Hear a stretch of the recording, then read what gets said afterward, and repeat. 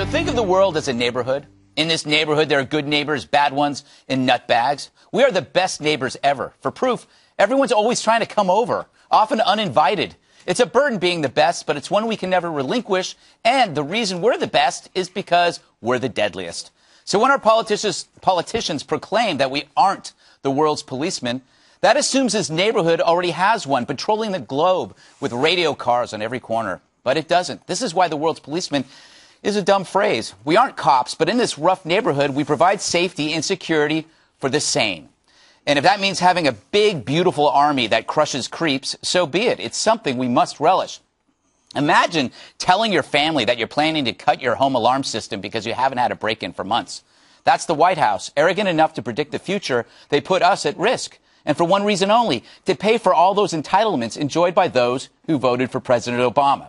Sadly, you cannot have the freedoms or the programs without a physical threat that protects all that stuff. Obama's okay with the buying, not so much with the protecting. Why else is he cutting the troops?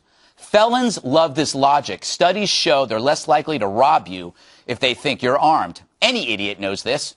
Almost any. What are you laughing at? I get that last one. I get it. I Bob, got it. Bob, I'm coming at great. you because I'm an alarming fact for you. China, 2.2 million troops. We're going to go down to, what, 440,000? Yeah. That's got to alarm you.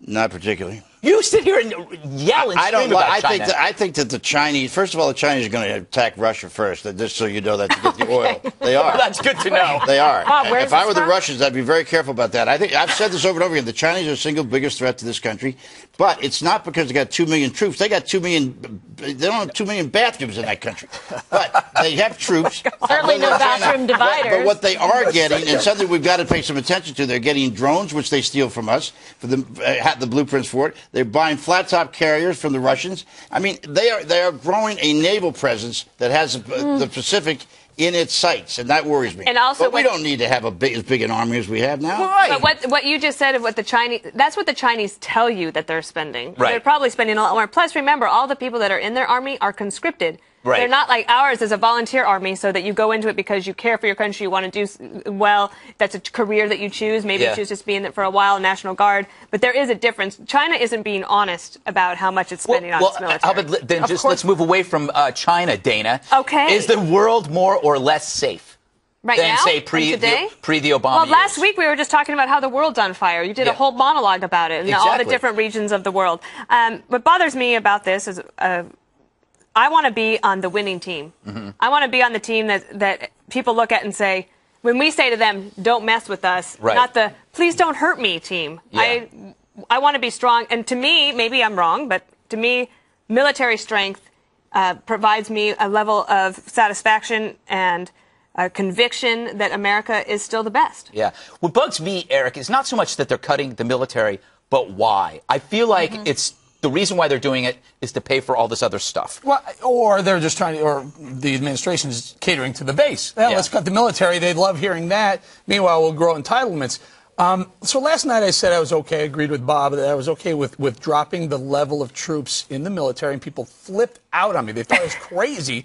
But hear the rest of the story. I think I'm still in the camp where I say, okay, cut the level of troops, but spend more money. Don't cut the defense budget. Yeah. Spend the same amount of money. Spend more money developing the technology, the infrastructure. Spend more money on the military. Pay them more. So that we don't have to worry about 2.3 million troops in China or 1 million troops in Iran. That won't matter anymore if we have the baddest, the strongest, the smartest, and the best equipped for the next cyber war, the next war, which will be Exactly Guess right. what? So why don't we stop building tanks? Well, the last tank battle was with Patton. No, it They're wasn't. still selling tanks. What about, we had tanks in Desert Iraq. Storm. Yeah. Well, it was In Iraq. a few tanks. I mean, Just a few. That's why they surrendered, Bob. Remember, No, it wasn't the remember reason they Baghdad surrendered. Bob? They're saying that there's no tanks in Baghdad, and the There's- tanks were right behind them. there's- Baghdad Bob. Baghdad Bob. I like But him, here's as a the matter of problem, fact. and this is where, Bob, I would hope you would join me on this. You should be concerned because right now, if we do these kind of cuts, we're then going to be heavily reliant on a technological edge that we have right now over places like China that they are quickly narrowing in on with us. And I think that that's the problem, because if you rely on that, they're not honest, like Dana says, about what they're doing or their spending or what the new developments are. And as you've pointed out, they do like to borrow some other people's technology. So if we're just fully putting ourselves in that section to say, okay, we're going to, fight smart cyber wars or go from a technological advantage, I think that we're making a mistake. We're not covering our back. We're leaving ourselves open to attack and vulnerable. And I also don't think, I think the purpose behind this is because they don't like how the U.S. looks to the rest of the world. They want to make us less provocative. The most dangerous time, you said, is this the most dangerous time? The answer is no. If you weren't old enough to live through the Cuban Missile Crisis, that was dangerous. That's when the United States and the Soviet Union were up against each other in the Cold War, and there were real missiles pointed, and some almost got launched. We're nowhere near that today. I mean, what we've got is a bunch of regional fights around, and we've committed our troops to them. My only question is, do you think the American people are prepared to go to the Ukraine or to go someplace else? I would I will give you the balance of my time for the rest of the show if you can tell me one person, just one person, who has suggested that we should send troops to Ukraine. Just give me one, and I'll shut up for the rest of the show. I believe the Texas Congressman. Who's the goofy guy? But here's the point. Let's talk about this intelligently. Where would we send troops? Yeah. I contend we would send it along our northern and southern border, maybe even help out Mexico and Canada if you want to. But beyond that. Well, in addition, there's also National Guard troops. Okay, we ask a lot of the men and women who are participants in the National Guard. And they serve two masters, the federal government and also their states. They provide a lot of homeland security protection that we don't even know about, and they come under a ton of pressure. For example, what if there was a pandemic flu? Who are you going to call? Not Ghostbusters. You're going to call the National Guard that's going to help you be able to shut down your borders so you can distribute medicines appropriately. Why do we care about a flu that affects pandas? You know, the answer to your question is, would we go into Germany if Germany was attacked? Yes, with NATO we would. Would we go into the Philippines if they were attacked? Yes, we would. Would we go into Japan? We have to by treaty. So there are some places where we have a commitment to do that. But we're not going to go into Africa. We're not going to go into the Caucasus anymore. All right. I have another point. that I thought of last night that I wanted to bring up. Thank God you took your time back. One of the things you guys talked about yesterday was that we should use more drones, and I agree with that. But here's the thing that I was wrestling with last night. From where are you going to launch those drones?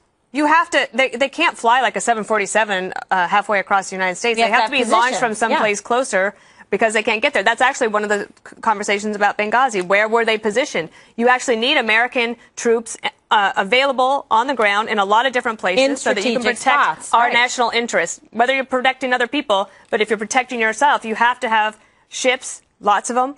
Lots of troops. We've got ports in India. You agree with the ships. We've got ports in Bahrain. Absolutely. We've got plenty of places to put drones down, and our planes and our ships. Yeah, and the ships. Well, we've got great stuff in development with ships. I hope they don't cut. In the Indian Ocean, which is a huge operation. You put 3 or 4 aircraft carriers, which I think we have 2 in there right now in the Persian Gulf, and you can launch you can access a lot of the bad countries that frankly don't like us with drones and with aircraft. Well, and look at what Putin did yesterday. He basically is like, I've got military muscle. I'm going to send it right on down to Ukraine, and basically is able to fight a war without ever having to fire in a shot. Yeah, that's a good point, Kimberly. Russian army, that's a conscripted. They scrambled jets.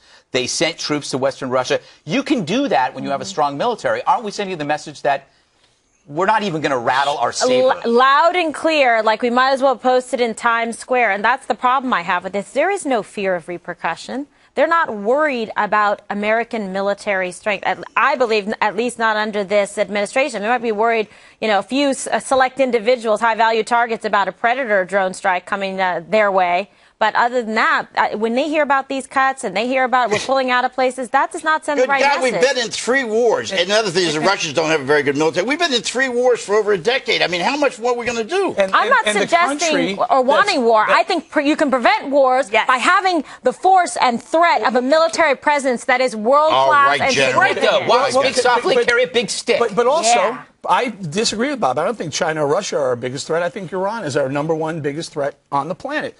We haven't fought Iran hand-to-hand combat. You know how we beat Iran? You know how we took down their last round of Saddam Hussein? No, we didn't. We went in there with computers. We went in yes, that's right. We did do that. The Israelis and sabotaged We did. We took down their centrifuges. The Iranians were a minor power. That was so much smarter than putting 40 or 50,000 troops on the border. But guess what? You have to have a wide array. You can't just go to the same go-to every time. It's very predictable. It doesn't serve all the military purposes, so drones are great. Let's have, a multifaceted approach so they never know which way we're going to hit. I agree with you. Dana, quickly. I have 3 points. Okay, some money. The first one is, if you look at any survey about America's trust in any institution, it's always the military. Yeah. That is the place where there is the most trust. So if I were President Obama, I would want to put more resources into the military. That's who they trust. Number two, yesterday he said he was going to cut the military. Today he announced he's going to a big infrastructure spending.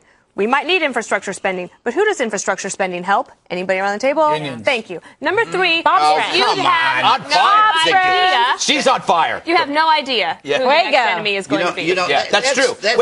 I mean, first of all, do you really believe that we need 1,000 generals and admirals? There's not enough rowboats for admirals. Look, let alone, I mean, we have Yes, I do. generals. I want more generals. I want more generals Why? everywhere in my life. Why? Have you ever spent any time with them? Yes, They're Dana- boring people. Dana and I like to go to dinner with them, actually. Well, that's fine. You go to dinner, that's fine. You have a They- good time. You like guys with uniforms on, and you like to take them out later. That's fine. All right, Bob, we get here? you are for big government, except when it's about the military. No, I am. The military is part of the government. I'm for spending more money on troops and less on equipment and things like all these generals and an airplane that we don't want, a big new tank that we don't need, another aircraft. But you know what I'm for? What? I'm for our enlisted men and women getting more money in their paycheck and better benefits. That's what I'm Exactly. for. We Me spend on too. all these entitlements here. They're getting their benefits cut. That's They very could important. They could get Yeah, all that food increase if we stamps. stop spending these boondoggles on the You're just Raptor obsessed. jet. You're Like obsessed Solyndra. with tanks. Solyndra should have gone to the troops. Absolutely. $65 billion drawdown in defense spending over the next 5 years, $65 billion increase in food stamps since 2000. There I don't you think go. you can draw down $65 billion right. that bloated defense budget. By the way, we have 283 ships right now. In the 70s, what did we have? 595. 595. So we've cut I back. think that was the 80s. It was 5. 1973, when you were in the Philippines. I checked. Yeah. Okay, well, fine. So I gotta go. Okay, good. Go. By the way, Dana, you said a good point. You said we don't know who our enemy is. We never will. We never do, Bob. No, so that's why we should expect circle the it. globe. Who do you think Expect they it's everybody. What do you think they would have said on September 10th? Who is our enemy?